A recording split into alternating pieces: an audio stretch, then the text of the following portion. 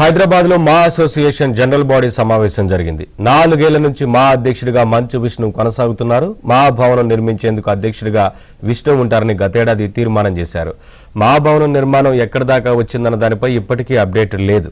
ఇప్పుడు మీటింగ్ లో మా ఎన్నికలు జరపాలంటూ సభ్యుల మధ్య వాడివేడి చర్చ జరిగింది. అప్డేట్స్ మా ఫిల్మ్ కరెస్పాండెంట్ సుజన్ అందిస్తారు.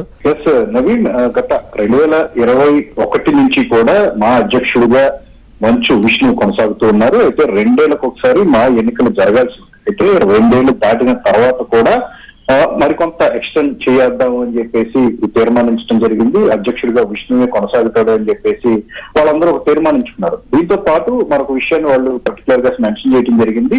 మా అసోసియేషన్ గురించి ఎప్పటి నుంచో కూడా పెండింగ్ లో ఉన్నటువంటి భవన నిర్మాణం అయ్యే వరకు కూడా అధ్యక్షుడిగా విష్ణువే ఉంటారు అనే దాని మీద కూడా తీర్మానంలో ప్రస్తావించింది. అయితే ఇది జరిగి కూడా ఏడాది దాటిపోతుంది. ఇప్పటికీ కూడా బిల్డింగ్ సంబంధించి ఎలాంటి అప్డేట్ లేదు.